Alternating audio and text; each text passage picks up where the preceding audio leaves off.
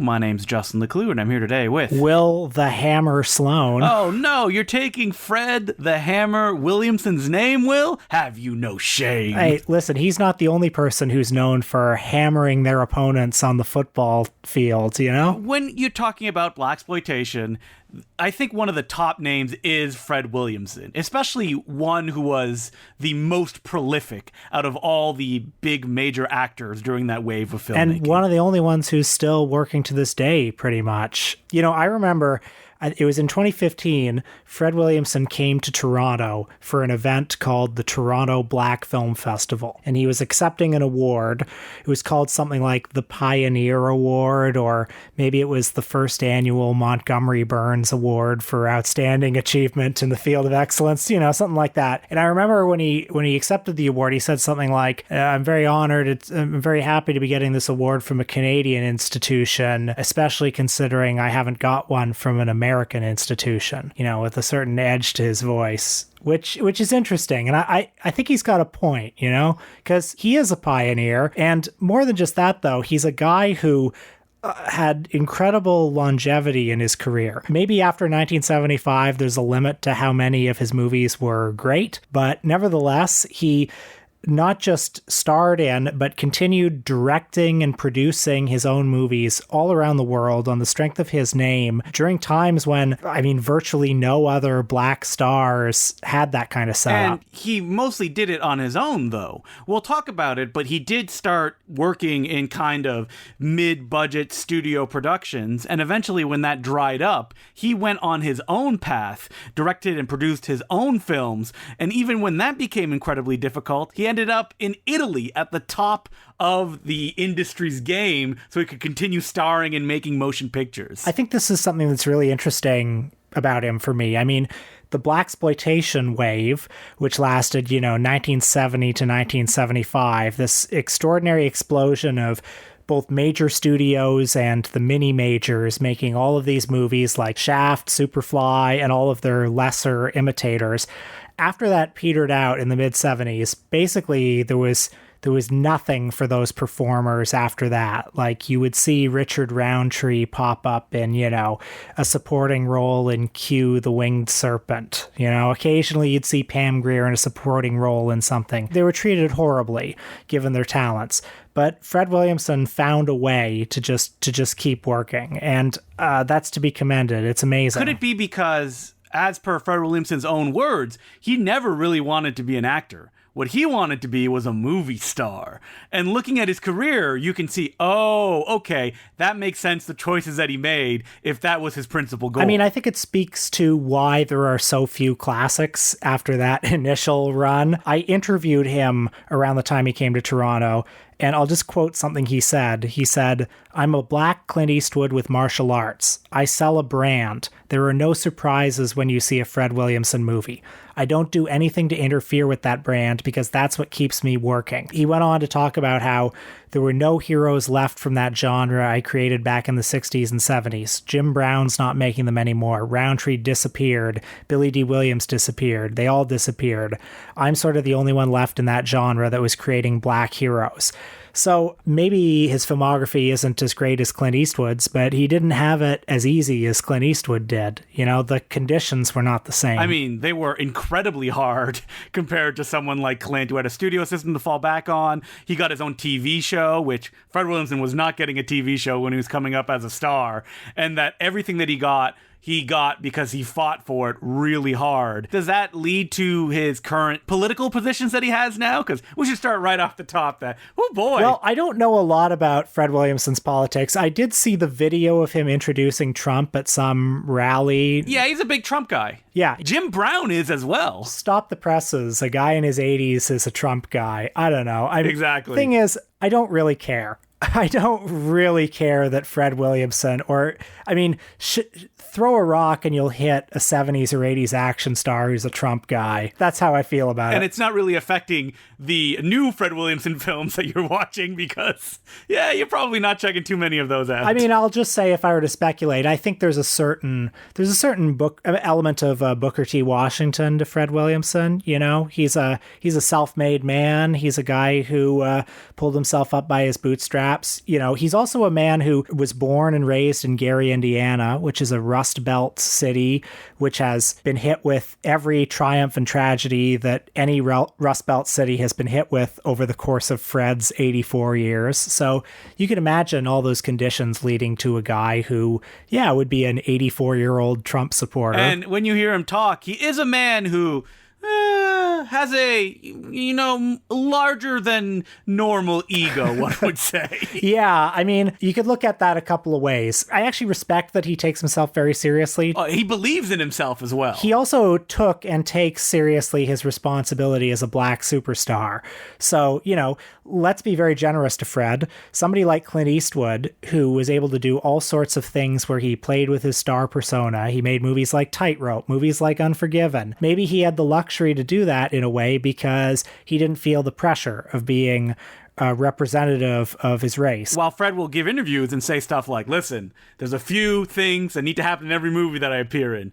Number one, I win every fight that I'm in. Now, that's not 100% true. He's been in a lot of movies, but you can understand why when he's doing an interview, he wants to put that forward. You hear a lot about that when action stars start doing their thing, that, their fans don't want to see them lose in these fictional things. But for Fred Williamson, it's particularly important because he's representing something that Clint Eastwood, there's a dozen Clint Eastwoods on screen, hundreds of Clint Eastwoods. There's only one Fred Williamson. Yeah, so if Fred Williamson suffers a little bit from Steven Seagal disease in that regard, I mean, he is different than Steven Seagal. He's coming from a different place than Steven Seagal. And also, unlike Steven Seagal, Fred Williamson is cool when he's on screen.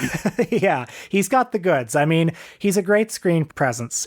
We all know that Steven Seagal was made a star as a prank. Fred Williamson, a great physical specimen, just a hugely imposing person on screen, rock solid guy, very easygoing and likable. At times he can come off like a little bit of a gentle giant even, but like Clint Eastwood, a guy who knows how to do a lot with very little. A guy who knows how to do a lot with just little gestures, just a smile, just a small change in vocal tonality. And I mean, you can accuse Fred Williamson maybe of not having the greatest range, but within the range that he has, he's very good. He does one thing and he does it great. And everyone who goes to see those movies just wants to see him do that one thing.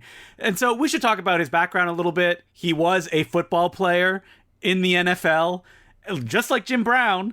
He got a bit part in MASH doing a football scene. And if you listen to him talk about that sequence, he basically directed it all himself. That really only works because of Fred Williamson. I mean, we're going to keep going to that well over and over again when we're talking about him. Move aside, Robert Altman. You didn't have anything to do with that scene. This was a real Fred Williamson production. And then he had a small part in Tell Me That You Love Me, Judy Moon, the Liza Minnelli Otto Preminger picture. And then he got a starring role in a film called Hammer. Have you seen this one, Will? I haven't seen Hammer. It was one of, I guess, a wave of several movies that really established him in 72, 73. Another one is The Legend of Bleep Charlie. Just maybe insert the word that you think might be in there, as well as Larry Cohen's classic Black Caesar. Which we love. That is a great example of Fred Williamson doing what he does best with a director who understands how to use that persona. When I interviewed Fred Williamson, I made the mistake of bringing up Larry Cohen, just offhandedly mentioning his name. And I think he chafed at that a little bit. I think, there's a little bit of Herzog-Kinski in that relationship, Fred, we've seen the movies you've directed. And when you compare them against the ones that Larry Cohen does, even though I want to be careful with my words because there is a commentary on a film called Mean Johnny Barrows that Fred Williamson directed. And I have never heard of a crustier commentary participant than Fred, when the person moderating will be like, this scene looks a little cheap, doesn't it? And then Fred will just jump in his face and go, do you know how much money, how many days we had to work with here? Well, I'm sure he has a point. Speaking of movies that Fred claims he directed, let's talk about a movie from 1975 called Now, again, when I saw him, that's not the full title, by the way. No, it's not. You can go look it up. But it's popularly known. You can find it on streaming services now under the title Boss. And the credited director is Jack Arnold. Now, when I saw Fred at the Toronto Black Film Festival, they screened this movie, and somebody asked, what was it like working with the director Jack Arnold, who, of course, made such films as The Creature from the Black Lagoon? And Fred said, I directed Boss. Jack Arnold didn't direct it. He was a very old man at the time, very sick. I gave him the credit as a favor. I don't know if I believe that fully. I believe that Fred was probably a very powerful man on that set. Perhaps the movie is even his vision. Jack Arnold went on to direct 4 more films as a sick man afterwards. And again, this movie is at a level, I think, that is not the same as some of the movies that Fred Williamson directed after, I'll just say. Jack Arnold was an old hand at that point, but he was also one who had done the Western stuff a lot. So he knew his way around the camera and how to construct a film like that. He did like a Rory Calhoun film, Red Sundown, and I've seen a few of them, and they're good. And I can see those kind of straight ahead directorial styles in Boss. I had forgotten what a buffet of a movie this was. I kind of remembered this movie as just being sort of a Blazing Saddles type thing. But no, it runs the whole gamut of emotions. You got D'Urville Martin as Fred Williamson's sidekick in the film. Yes, that's right. The director of Dolomite himself. Yeah. The two of them are a delightful buddy duo. They're ex-slaves turned bounty hunters, and in the early scenes, they take out a gang of bank robbers, and on one of the robbers' bodies, they find a note that was signed by the mayor of a nearby town that essentially offers the job of sheriff to whoever holds the letter. So they roll into town, they start eating at the restaurants where they're not supposed to eat, they start putting people in jail for saying the N-word, lots of funny shenanigans. But the real agenda is that they're on the trail of a big bad, the evil gang leader played by the great William Smith. Looking almost surreally young in this movie. I'm used to grizzled, drunken William Smiths in such classics as the Frank Stallone picture Terror in Beverly Hills, in which he plays, I believe, the President of the United States. But here, he's tons of fun. I mean, everybody in the cast is game, is having a ball, and Fred himself. Again, comparisons to Clint Eastwood work in this sense because Clint Eastwood is a flinty presence, a hard one. And while Fred is also like that, he is also very likable and is cool. That you want to see him succeed and that there's something just charming about him when he's on screen and doing his thing. He is very charming. It's amazing how he can sort of go between being very soft and warm in a way and also being the toughest, tough as nails guy, just with very small gestures, you know? Even though there's a scene where he helps a bunch of Mexican children go get some food, I don't know if modern day Fred Williamson would be into that these days. You know, I'm sure modern day Fred Williamson would regard himself as a champion of the underdog. Like Donald Trump. Yeah, exactly. You know, because as he explained in his introduction at the rally, Donald Trump is one of us. I'm shocked that there hasn't been like a biography about Fred Williamson because he's had such a varied career and he's like directed, produced, worked around the world. There's probably a million stories there. I mean, the only explanation is that like maybe Fred's a little hard to work with. I don't know. You need an unauthorized biography, you know, done by one of those small presses like Bear Manor Media. I think another reason, though, is Fred Williamson has kind of, ever since the 70s, worked under the radar a little bit. Like, he's chugged along, he's worked consistently, he's worked very profitably, but he's always worked in exploitation films. He hasn't really seemed to care about rising above that all that much. Every now and then, like, he's in From Dusk Till Dawn. Yeah, and I mean, we're two white guys, so that's probably the first place that we ever saw him. Yeah, I think it was. I remember loving him in that movie and wanting to check out more of his films just based on that. But for the most part, like, he made movies for, you know, what polite society would consider undiscriminating audiences. Probably a lot of people the sorts of people who would greenlight books and biographies who would say, oh yeah, who remembers Fred Williamson? Yeah, I don't want any books that would have to be greenlighted. I want a book by someone who spent 10 years writing it and then puts it out and it's bought by 50 people, me and you included. That's the biography that I want.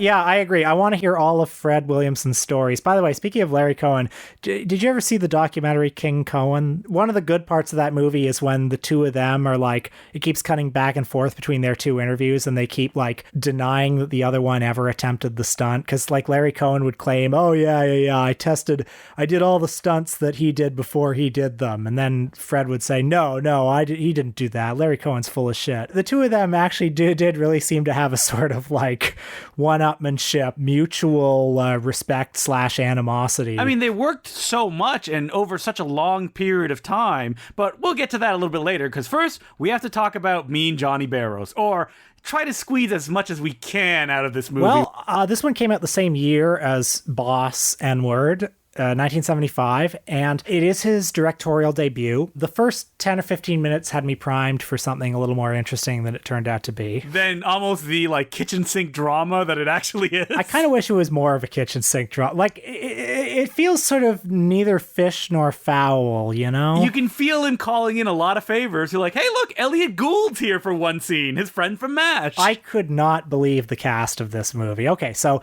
the title character is a Vietnam vet who is dishonorably discharged after smacking his commanding officer.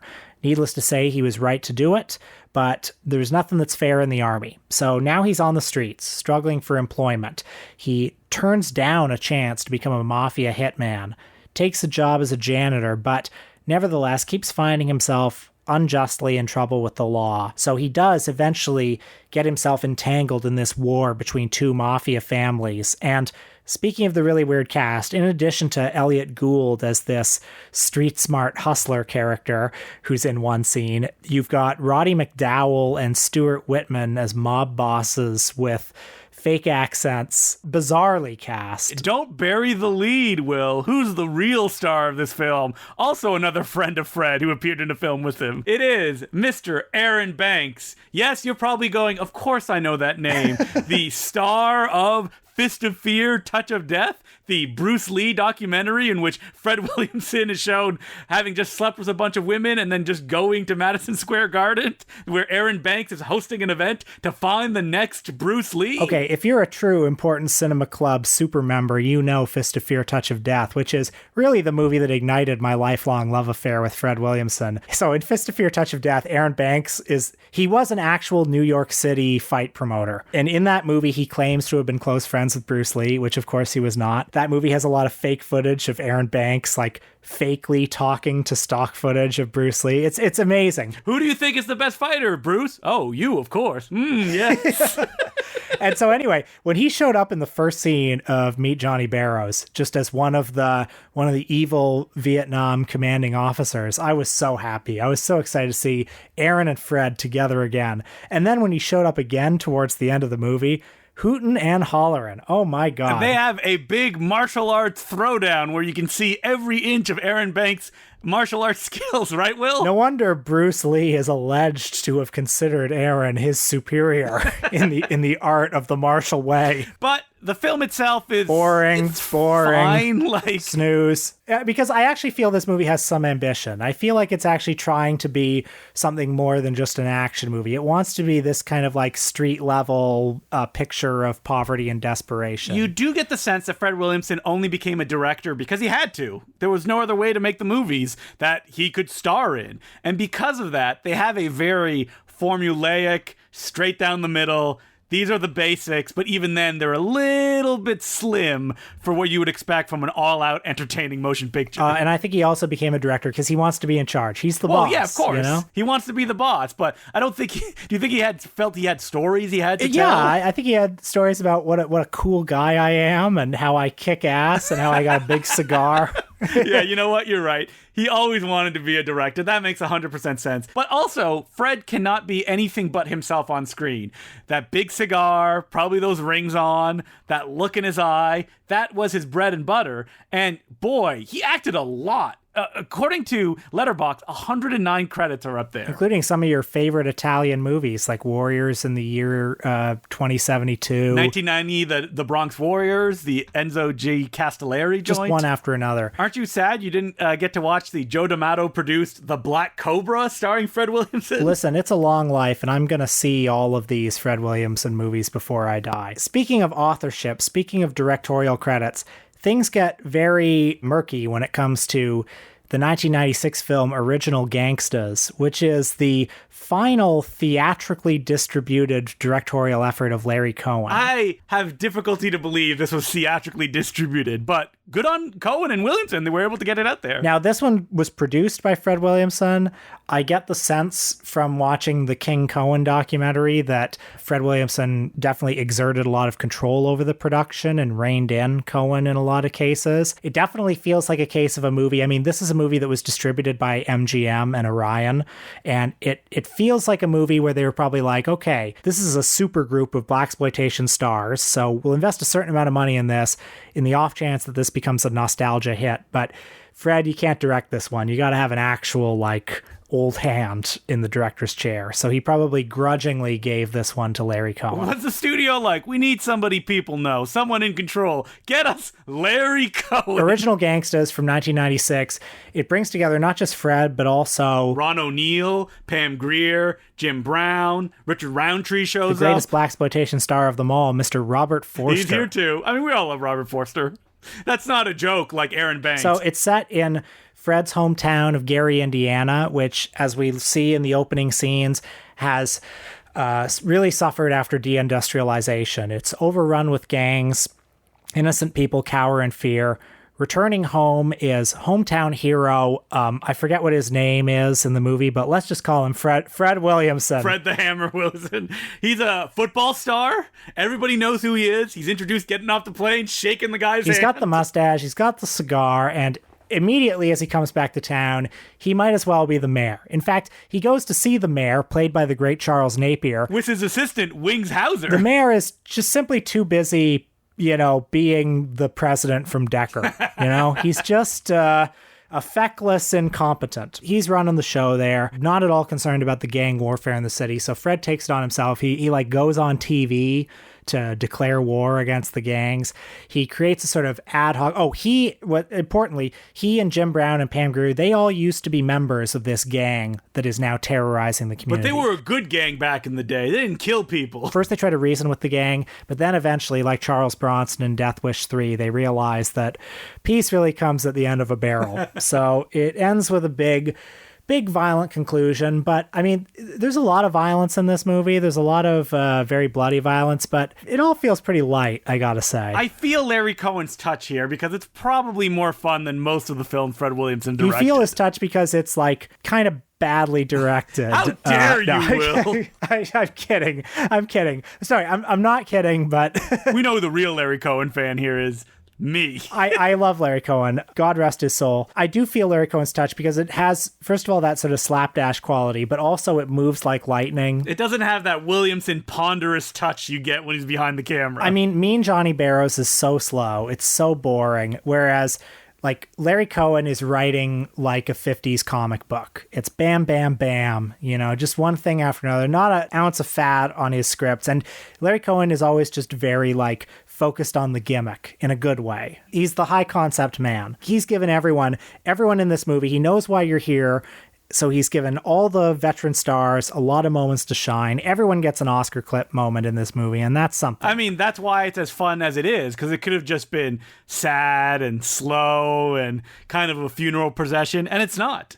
It's in your face. It's not good, but you won't feel like you wasted your time watching it. It's a solid B movie, I mean, it could be better, but then maybe if it was better, it wouldn't quite be as charming. So, when we talk about Fred Williamson, I think that one thing that's really intimidating is when you look at his filmography and you see how many movies he acted in. And you're like, okay, he's a cool guy. I've seen From Dusk Till Dawn. What do I see after that?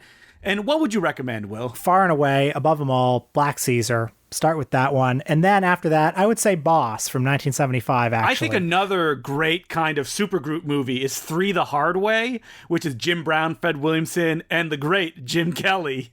And it's a film directed by Gordon Parks Jr. And it's just a really fun kind of straight ahead blaxploitation action film. And then you also have Take a Hard Ride, which is, again, Jim Brown, Fred Williamson, and Jim Kelly.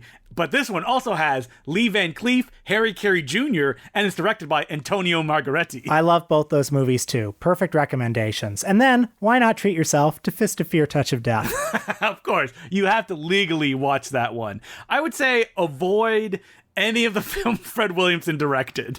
Those are like at the bottom of the list. And after a certain part, it's like all films that Fred Williamson directed because that's all that, he could get starring roles in. Then if you want to see like the B movie side of it, or more like the Z movie side, I would recommend Night Vision, which stars Fred Williamson, Cynthia Rothrock, and Robert Forster, and is directed by Jill Bettman, whose most famous credit is Never Too Young to Die, the John Stamos film. It is a bananas movie where Fred Williamson walks around in his boxers for a large chunk of it. Would highly recommend it. I'm not familiar with that one, although I'd love to check it out. I would also just recommend William Lustig's Vigilante. Oh, that's a great one, yeah. Very fun New York action movie, as well as, why not the original Inglourious Bastards? Just a fun Italian war exploitation movie. One of his better Italian exploitation movies that I've seen. Yeah, in Italy, there are a bunch where he got to work with like big-time directors, mostly Enzo J. Castellari.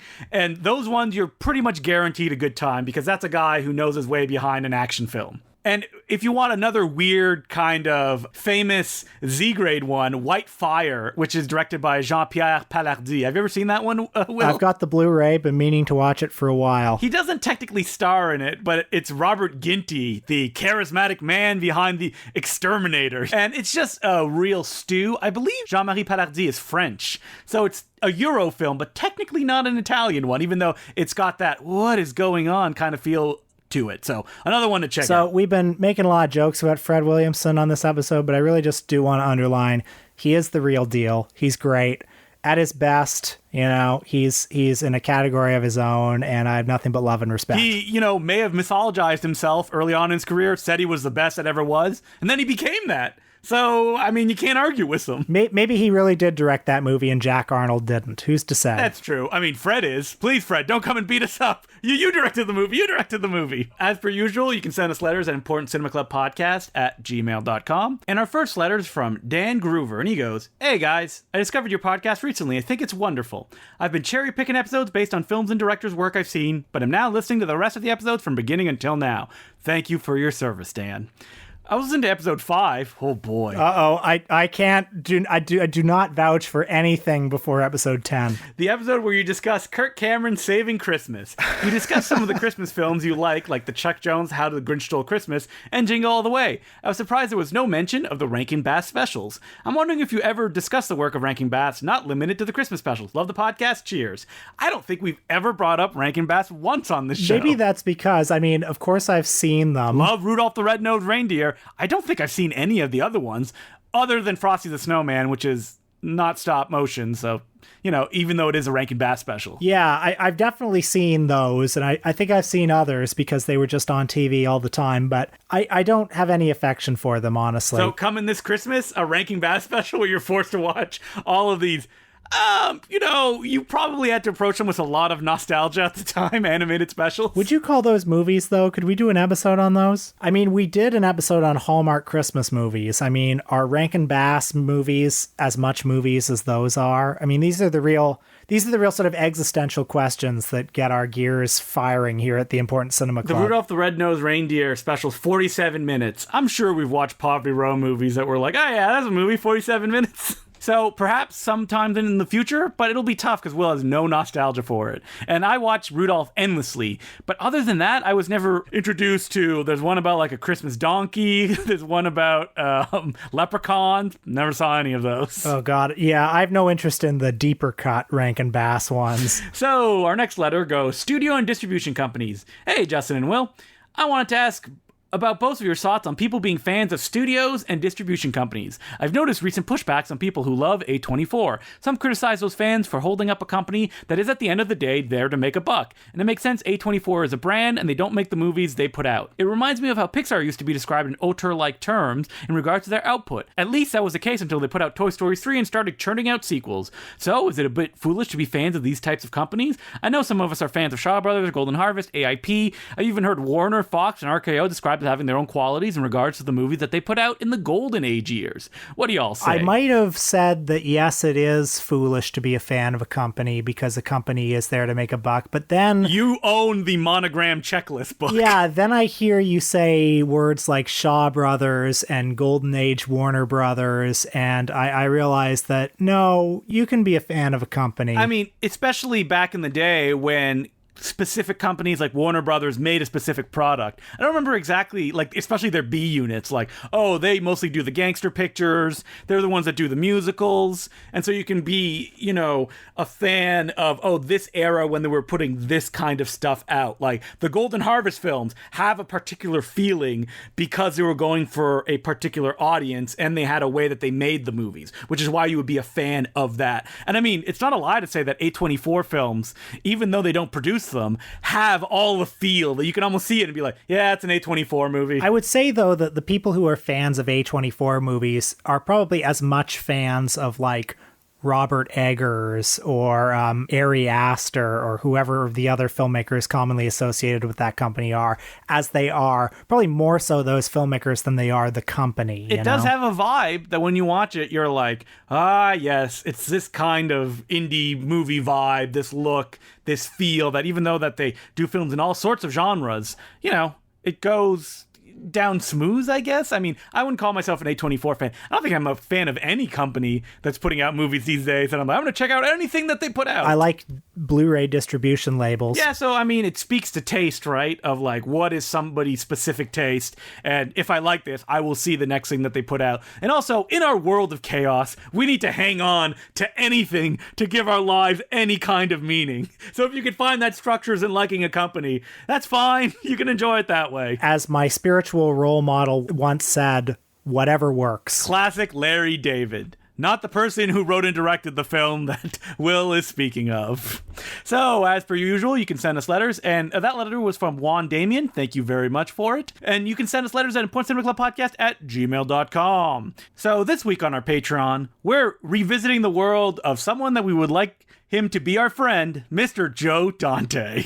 Specifically, we're going to be talking about Inner Space, which on a recent episode of the podcast that he does, he got in an argument with his co-host Josh Olson when Josh Olson tried to tell Joe Dante that Inner Space had not been a box office failure. That he was like, no, Joe, it was very successful. It was open third at the box. And Joe's like, no, it destroyed my career. It was a terrible experience. And it's really funny to hear. Have you seen this movie recently, Will? I think I last saw it when I was 9. Wow. All right. Well, Martin Short, who's back in the popular consciousness thanks to a little Hulu show called Only Murders in the Building, in one of his many starring roles, as well as Dennis Quaid. Who doesn't love?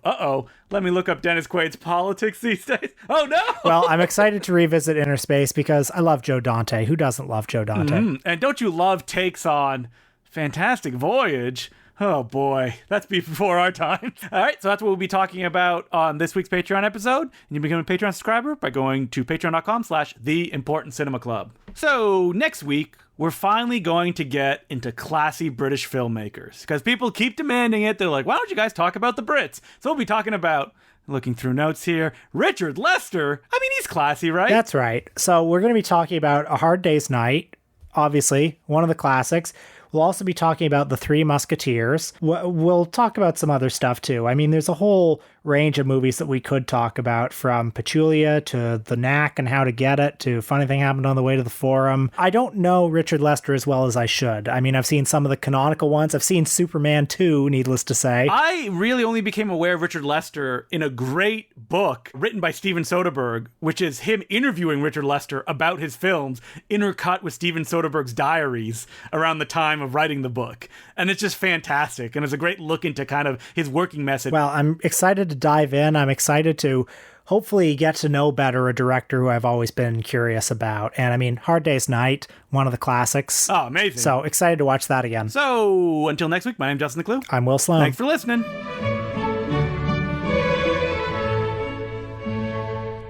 Justin here, just wanting to thank some of our new patrons, who include Gart, Joe Bossel, Isaac Coleman, Kevin Kaufman, Nestor Trujillo, Azar Khan, Reese Cahill, Jameson, Brorsan, Emmett Crudus, William T. Klugel, and Nick Romaniello. Thank you very much for becoming patrons. We could not keep doing it without you. And if you are listening to this and have not given us a review on Apple Podcast or whatever podcast catcher app that you utilize, it would be very much appreciated. If you haven't done it on Apple Podcast, why not do it on Spotify? Or does Google Podcast have a review section? Probably. We'd very much appreciate it if you got in there and gave us a good review. And now, back to our regular scheduled programming. Will, have you seen recently that Warner Brothers has announced they'll only be releasing 2 films for the rest of 2022? So I've been following the developments at Warner Brothers with great interest. So Mr. David Zaslav has gotten in there with a wrecking ball. He's been tasked with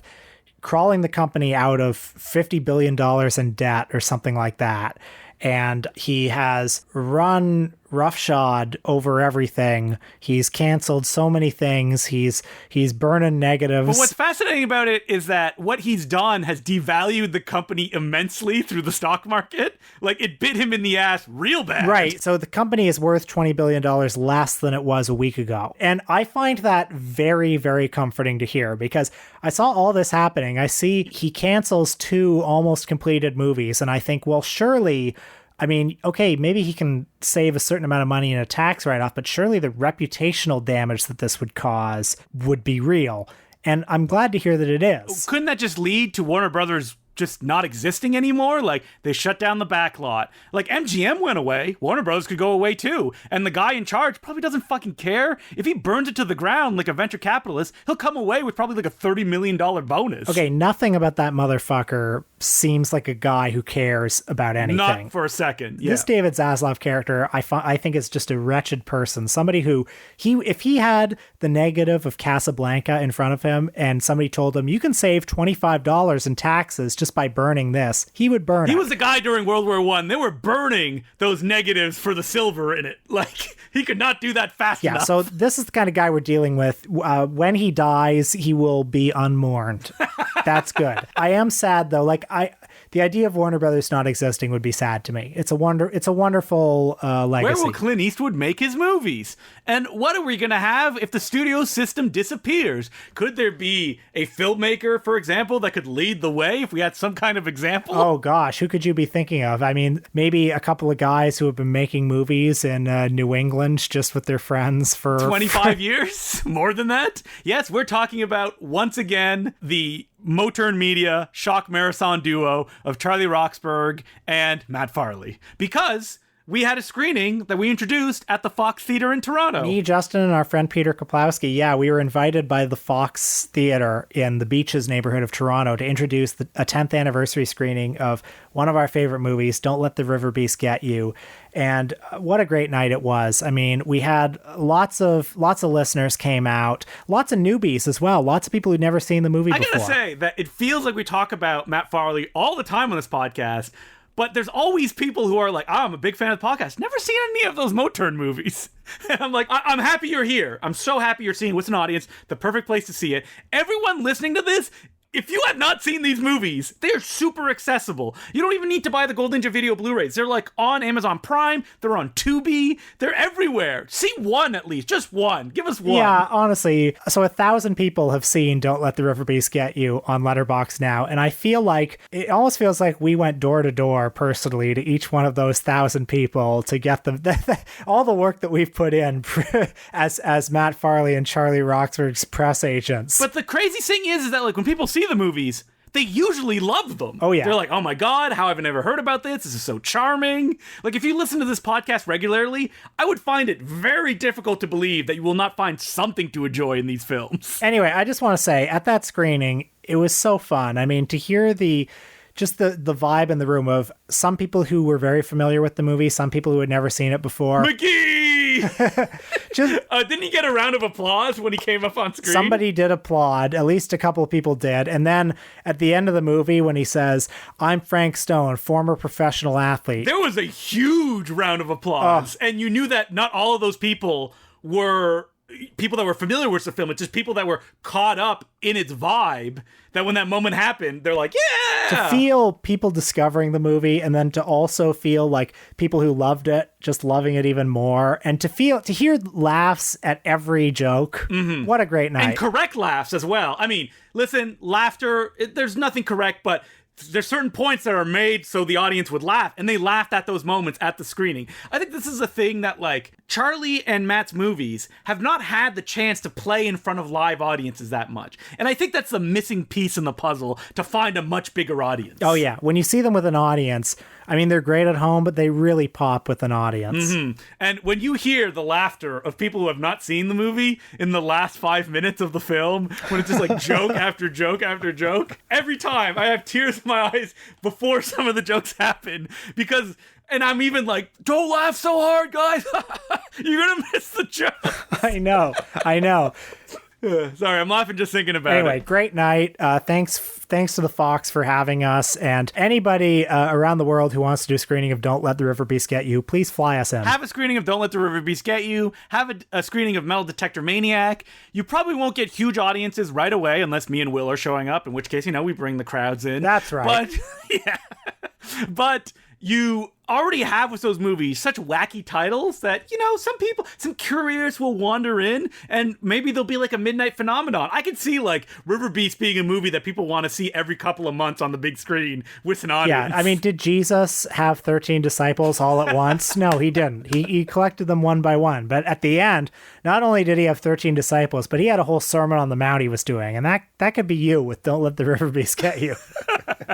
We sound like we have a pyramid scheme of something.